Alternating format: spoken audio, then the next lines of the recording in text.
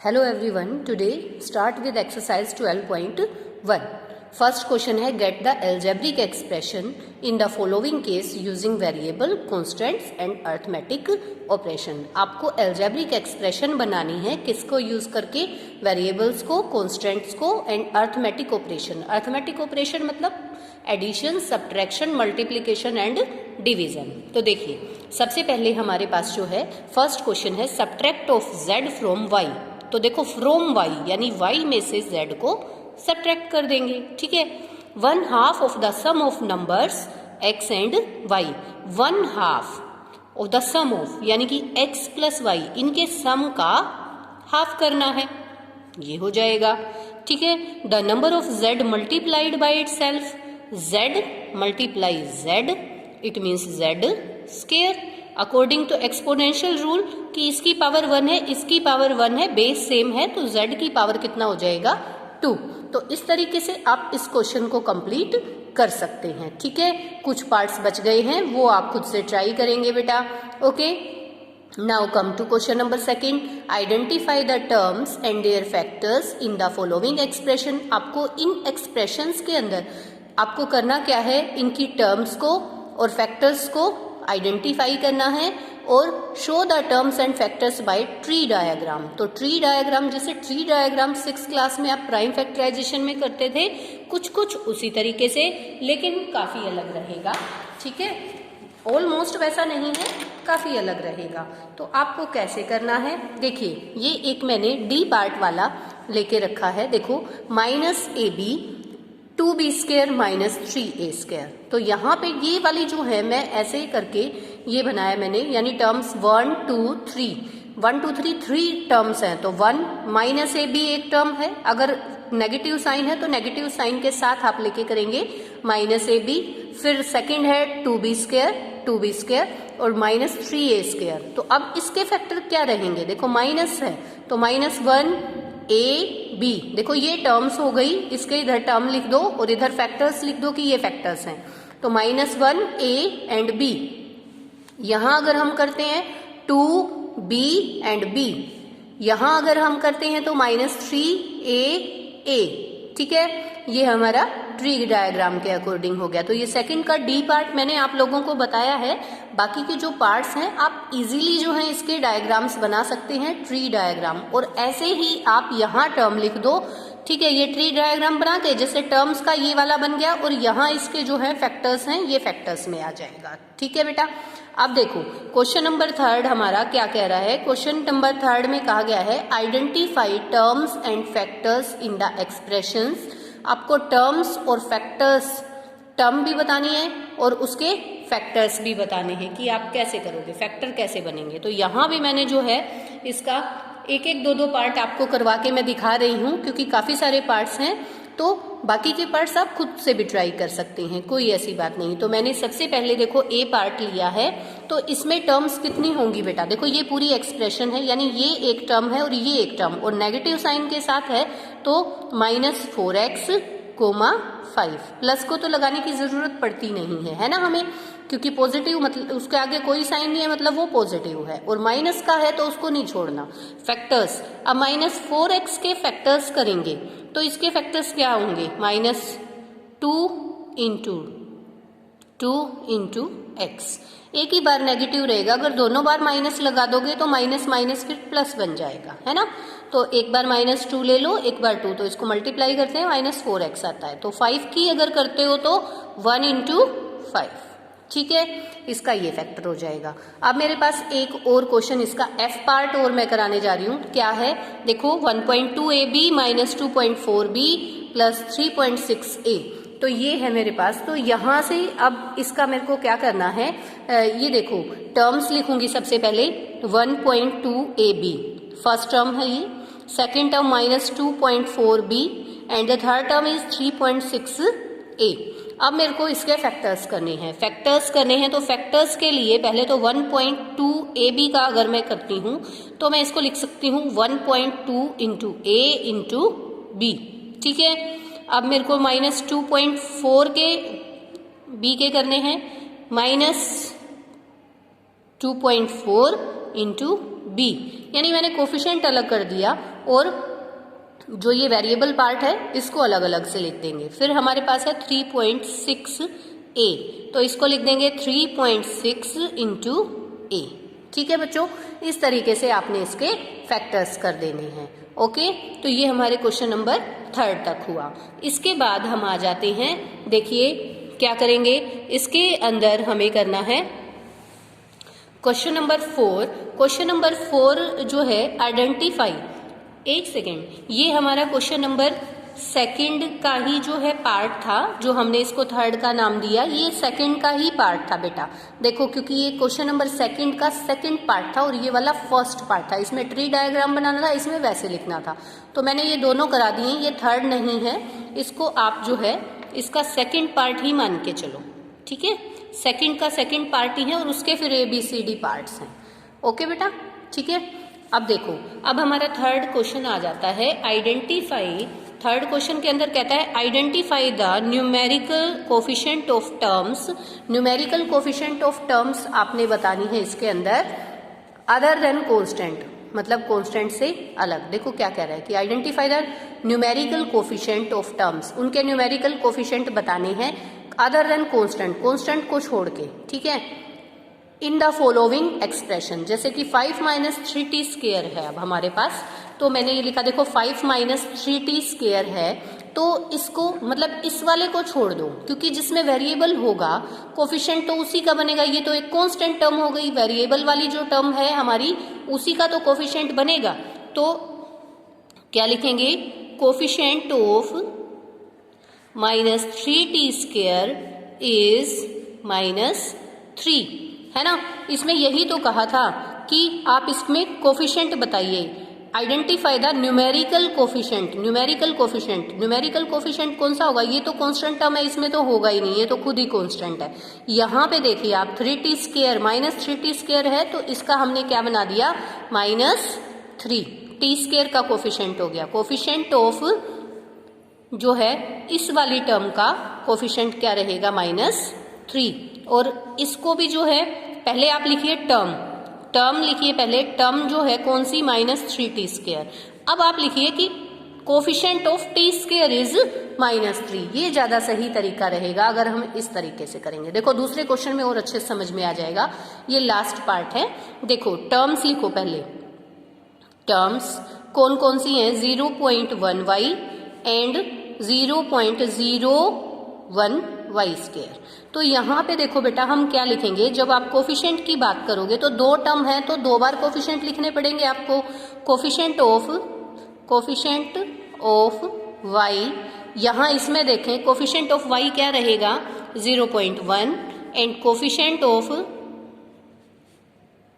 y square का coefficient क्या रहेगा, 0.01। ठीक है, इसको हम इस तरीके से जो है सोल्व करेंगे तो परफेक्ट सॉल्यूशन हमारा जो रहेगा। अब हमारा क्वेश्चन नंबर 4 है identify the terms which contain x and give the coefficient of x। इसके अंदर आपको इन फॉलोइंग एक्सप्रेशंस के अंदर क्या बताना है, ऐसी टर्म बतानी है जिनके अंदर x है, केवल x स्क्वायर की बात नहीं कर रहे, x की बात कर रहे हैं, जिसके अंदर x है और फिर उस x का कोफिशिएंट बताइए। तो देखो कैसे बताएंगे, सबसे पहले मैंने ये फर्स्ट पार्ट लिया है, जैसे y square x plus y, तो ये मैंने देखो पहले बाय मिस्टेक पहले ही सोल्व कर दिया, मैं इसको लिखने वाली थी, कोई बात नहीं मैं समझा देती हूँ। टर्म विद x के साथ जो टर्म है यहाँ पे कौन सी है, y स्क्वायर x। ठीक है, अब कोफिशिएंट ऑफ x का कोफिशिएंट क्या रहेगा इसके अंदर, x को छोड़ के बाकी जो भी बच गया ना वो इसका कोफिशिएंट है। न्यूमेरल नहीं बताया हमें कि न्यूमेरिकल बताओ, इसके अंदर जो भी बच गया ना, जैसे x का पूछा है तो ये सारा कोफिशिएंट ही। देखो यहाँ ऐसा कोई हमें नहीं कहा है कि न्यूमेरिकल कोफिशिएंट बताओ, यहाँ 3rd क्वेश्चन में हमें क्या कहा था कि न्यूमेरिकल कोफिशिएंट बताओ, तो हम केवल न्यूमेरिकल कोफिशिएंट बताएंगे। लेकिन यहाँ हमसे कहा है केवल x का कोफिशिएंट बताओ, वो न्यूमेरिकल नहीं, वेरिएबल में भी हो सकता है, x को छोड़ के बाकी जो बचेगा वो इसका कोफिशिएंट रहेगा। तो इस तरीके से हमने किया। अब देखो ये है मेरे पास term with x, terms with x, क्योंकि दो आ जाएंगे ना, एक तो 7x हो गई बेटा, क्योंकि 7x प्लस XY स्क्वायर है। यहाँ आपको देखो मेरी वाली बुक में जो है पीछे अगर आप आंसर मैच करेंगे तो आपको शायद मिस्टेक मिल सकती है। क्यों? क्योंकि यहाँ पे उसके अकॉर्डिंग 7 गिवन है ना। तो लेकिन आप मेरे क्वेश्चन को देखिए तो आप इस पे जो है कोई ये मत सोचना कि ये शायद रॉन्ग हो गया, ये ऐसे ही है, ठीक है। ये न्यू एडिशन या फिर जो है पुराने एडिशन के अकॉर्डिंग होगा। आप इस क्वेश्चन को देखिए, बस समझने की कोशिश कीजिए।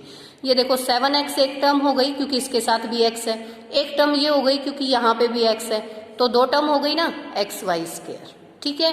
तो अब हम बताएंगे कोफिशिएंट ऑफ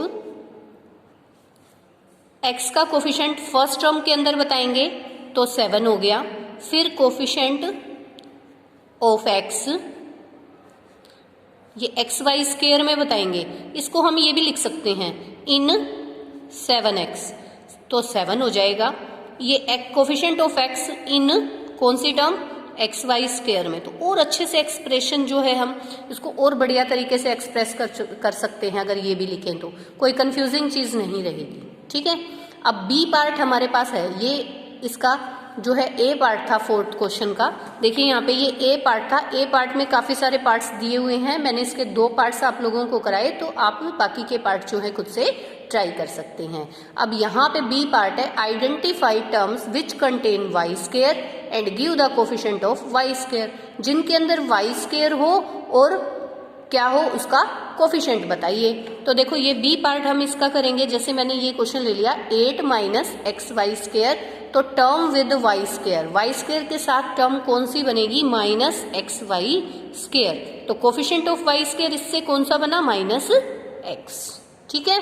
तो ये हमारे पास इस तरीके से बन जाएगा फर्स्ट पार्ट। बाकी के देखो आप खुद से जो है कर सकते हैं, इजी है। एक मैंने कराया, 2 आपके रह गए हैं, तो यहाँ से वाई स्क्वायर का आप लोग देख के और बता दोगे। 1 टर्म है, 2 टर्म है, कितनी ज्यादा भी आ सकती हैं। अब देखो यहाँ पे 2 आएंगी, ये है ना, तो 2 टर्म लिख देना, कोई दिक्कत नहीं है। Classify into monomial, binomial and trinomial. अब मैंने बताया जिसके अंदर 1 टर्म है वो आपका मोनोमियल होता है, 2 टर्म्स वाला बाइनोमियल और 3 टर्म्स वाला ट्रिनोमियल, और ये सारे के सारे हैं इनको हम पोलिनोमियल कह देते हैं, ठीक है। तो अब देखो ये वाला क्या है बेटा? ये वाला क्या है? बाइनोमियल। देखो 1 2 टर्म्स हैं, यहाँ पे 1 टर्म है मोनोमियल, यहाँ पे 3 टर्म 1 2 3, तो ट्रिनोमियल। ये मोनोमियल, ट्रिनोमियल, बाइनोमियल, और यहाँ पे binomial, monomial, trinomial, binomial, binomial, and this one is trinomial, ठीक है। तो इसको देखो नोटबुक में आप कर सकते हैं, जैसे कि ये पार्ट्स लिखेंगे ऐसे। मैंने देखो ये 3 पार्ट लिख के बताए थे और मैंने ये सारा भी आपको बता दिया, तो इसके आगे आप लिख दो ऐसे लिख के बाइनोमियल, ठीक है। ये भी कैसा है? बाइनोमियल। ये क्या है बेटा? ट्रिनोमियल। तो ऐसे आप इसको कर सकते हैं। अब देखो, अब 6th क्वेश्चन है, state whether given pair like और अनलाइक टर्म्स। तो मैंने आपको बताया हुआ है कि लाइक टर्म्स कौन सी, अनलाइक टर्म कौन सी, ठीक है। 6th वाले में देखो ये अब है, ये दोनों कांस्टेंट हैं, एक जैसी हैं, इनको हम ऐड सब्ट्रैक्ट कर सकते हैं। देखो कोई वेरिएबल नहीं है इसके अंदर, तो मतलब ये कांस्टेंट एक जैसी हैं, तो ये लाइक हो गई ना। अब यहाँ पे देखो, यहाँ पे वेरिएबल को चेक करते हैं, x है, यहाँ पे भी x है, तो दोनों में x है और दोनों x की पावर भी 1 1 है, तो ये भी लाइक हो गई। ये देखो ये x है, ये y है, तो पहली कंडीशन ही नेग्लेक्ट हो गई कि एक x हो गया एक y हो गया, क्योंकि सबसे पहली बात तो वेरिएबल सेम होने चाहिए, तो ये दोनों अनलाइक हो जाएंगी, ठीक है। इसको देखें x y है, यहाँ पे y x है, तो कोई बात नहीं, नोटेशन तो देखो x y लिखो या y x लिखो, तो ये हमारा कॉम्यूटेटिव प्रॉपर्टी अंडर मल्टीप्लीकेशन, तो एक्स वाई या वाई एक्स एक ही बात होती है, तो ये भी हमारी लाइक टर्म है। एम स्क्वायर पी है और एम पी स्क्वायर है, तो यहाँ नहीं लगेगी। देखो एम पी तो दोनों ठीक है, लेकिन यहाँ पे एम का स्क्वायर है, एम 1 टाइम है, पी का 1 टाइम है, पी का स्क्वायर है, तो ये अनलाइक हो जाएगी, ठीक है। आपको दोनों चीजें देखनी है, सबसे पहले वेरिएबल को मैच करना है, उसके बाद उन वेरिएबल्स की पावर को मैच करना है, वो भी सेम होनी चाहिए, ठीक है।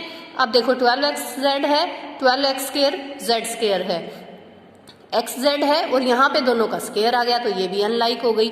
तो आप इसको भी कैसे करेंगे, जैसे इसको लिखेंगे लाइक टर्म, लाइक टर्म्स, ये है x है, ये y है, तो इसको क्या लिखेंगे, अनलाइक टर्म्स। ठीक है, करने का तरीका आपका इस तरीके से रहेगा। अब आपको 7th क्वेश्चन में जो है क्या बताना है, identify like term in the following. आपको इसमें आइडेंटिफाई करनी है क्या, लाइक टर्म्स। तो देखो एक्स वाई स्क्वायर है, यहाँ मैं पेंसिल का यूज कर लेती हूँ, एक्स वाई स्क्वायर है, तो दूसरे में देखो एक्स वाई स्क्वायर और कहाँ है, ये रहा, इसको मैं ऐसे सर्कल कर देती हूँ। और देखो एक्स वाई स्क्वायर नहीं है, यहाँ पे एक्स वाई स्क्वायर और नहीं है, तो ये दो जो हैं वो आपकी लाइक टर्म हो गई, इनको लिख सकते हैं। ठीक है, और फिर देखो y x square, y x square, एक तो इसको जो है मैं हाफ सर्कल में ऐसे कर देती हूँ, आइडेंटिफाई रहेगा। 8x स्क्वायर 11x स्क्वायर, ठीक है, 7y देन दिस y। तो इनको हमें क्या करना है, कंबाइन करके लिखना है। देखो कंबाइन करके हम कैसे लिख सकते हैं, यहाँ नोटबुक में मैं बता रही हूँ। अब आपको कंबाइन करके लिखने में आपको कैसे करना होगा, जैसे कि एक्स वाई है, अब लाइक टर्म्स, लाइक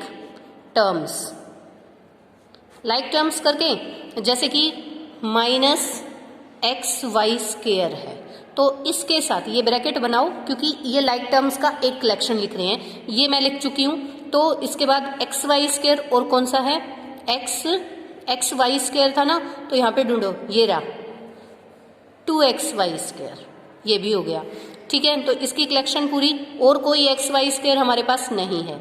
दूसरी फिर मैं बनाती हूँ, तो दूसरी मैं ये देख लेती हूँ, minus 4y x square, y x square ढूंढो कहाँ पे है, वाई एक्स स्क्वायर ये रहा और एक ये रहा, और नहीं है भाई, तो minus 4y x square and 20x square y, ये भी तो लाइक है ना, देखो ये x की 2 है, x की 2 है, y1 ठीक है।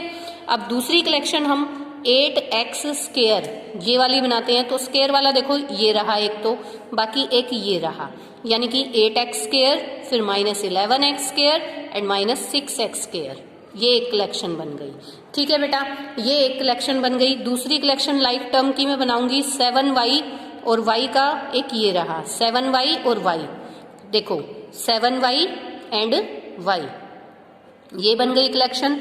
अब मेरे पास देखो यहाँ तक माइनस 100x है, 100x है, तो ये किसके साथ बनेगा, देखो 100x, 100 माइनस 100x है, और दूसरा मेरे पास क्या है 3x है, तो इनको भी मैं अंडरलाइन कर देती हूँ कि इनको मैं लिख चुकी हूँ, ये आइडेंटिफाई हो जाता है। अब देखो क्या क्या रह गई बेटा, एक तो रह गया माइनस 11yx है ना, और दूसरा रह गया 2xy, तो ये xy ये भी xy, तो यहाँ पे हम एक कलेक्शन और बना देते हैं, माइनस 11yx एंड 2xy।